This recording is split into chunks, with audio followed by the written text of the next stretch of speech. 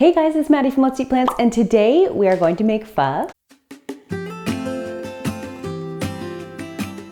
So even though this soup is written P-H-O, it is actually pronounced pho. Pho. Pho. Okay. It is a Vietnamese soup, usually made with a flavorful broth, rice noodles, and typically some kind of meat, either chicken or beef. And this is hands down one of Q's favorite dishes, and it is actually so easy to make. I don't know why we don't make this more often because it is really so easy. So for those of you who don't know, my husband Q is Chinese, but his family is actually from Vietnam. So his mom makes amazing Vietnamese food, and Q loves pretty much all Vietnamese food. So pho is really all about the spices, and depending on who you ask, everyone will have a different answer on what the best spices are to make pho. Even in Vietnam itself, you will find very different tasting pho. When Q and I went to North Vietnam, he was like, why does this pho taste so different? Because he's used to the southern style, and apparently the north and the south styles can be made very differently. When I very first started making pho, I wanted to make some for Q, and first I looked up an authentic Vietnamese recipe and then compared it to what Q's mom uses, and the two recipes were very, very different. So according to my mother-in-law, you only really need these three spices: cinnamon, star anise, and cardamom. But of course, in their pho, they also use a lot of meat, which of course also adds flavor. So I just feel in the vegan version, I like to use a little bit extra spices for a little more of a rounded out flavor. But if you only have access to some of the spices,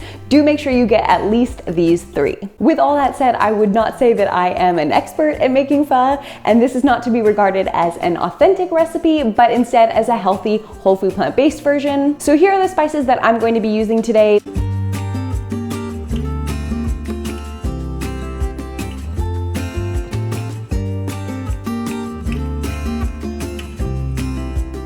But like I said, even if you only have these three ingredients, you can still make yummy pho. So the next thing we are going to need is onion and ginger. We are going to make a large broth today, so I'm going to use 2 onions and about a 6-inch piece of ginger. And we are going to char both the onion, ginger, and all the spices, but I like to do them separately because I find that the spices toast a lot faster than the onion and ginger. So the spices, we only want them lightly toasted, so I'm going to do those in the pan first, and then the onion and ginger can either be done in the pan as well after the spices are finished, or you can use an oven or toaster oven or open flame or something like that. So let's gather all of our spices and we will toast them for a couple minutes.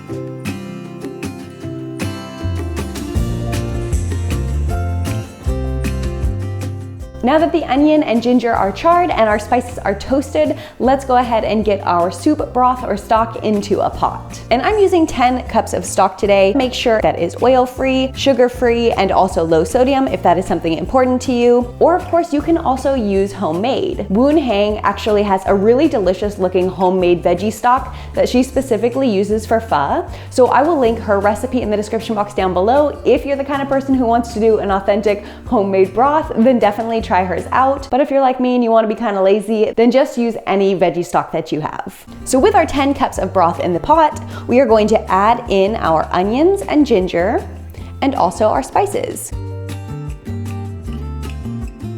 Now it works really well to put all of the spices into a container. You can use something like this. This is a spice ball and you just put everything inside, close it up, and it hangs on the side of the pot. Or of course you can also use a spice bag. Those work as well. And I will link some Amazon links for these in the description box down below. And basically this just makes it a lot easier to remove all the spices at the end. But if you don't have either of those, that is also fine because you can easily just strain your broth instead. So let's go ahead and add our spice ball to the pot.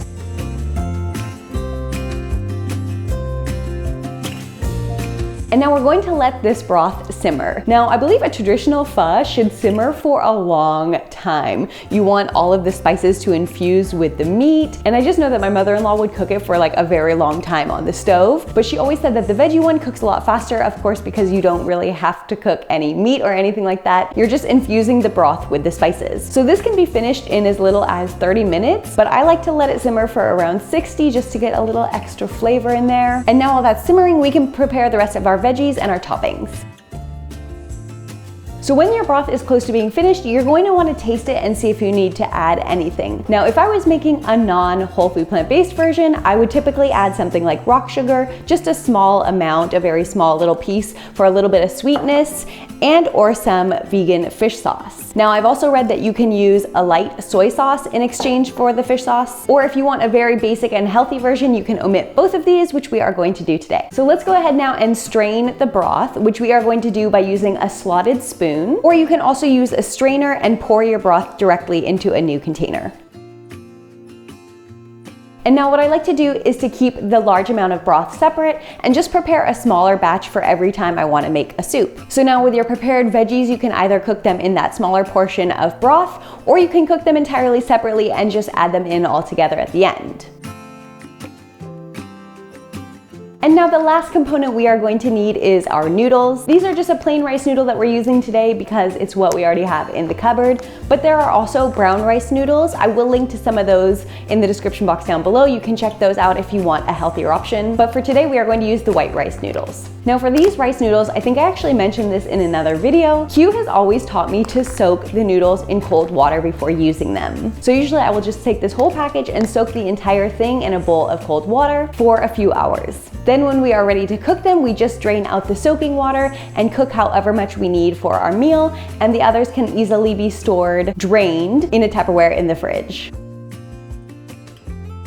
Now it's also important when you're cooking your rice noodles to cook them al dente because they keep cooking in your bowl and in the broth that you add on top, even after you've served it. So when I cook them, I make them a little bit undercooked, and that way when you add on the hot broth and they continue cooking for a few more minutes, they become the perfect texture once you start eating them. So here are some noodles that have been soaked already, and we are just going to add them into the boiling water. And you want to try and separate them with your fingers so that they don't clump up when they're cooking. And we cook them for about 3 minutes, but basically the best way to test if they're done is to taste them and leave them just slightly undercooked. So once they are just slightly undercooked and have just a slight firmness to them, drain them, add them to your bowls.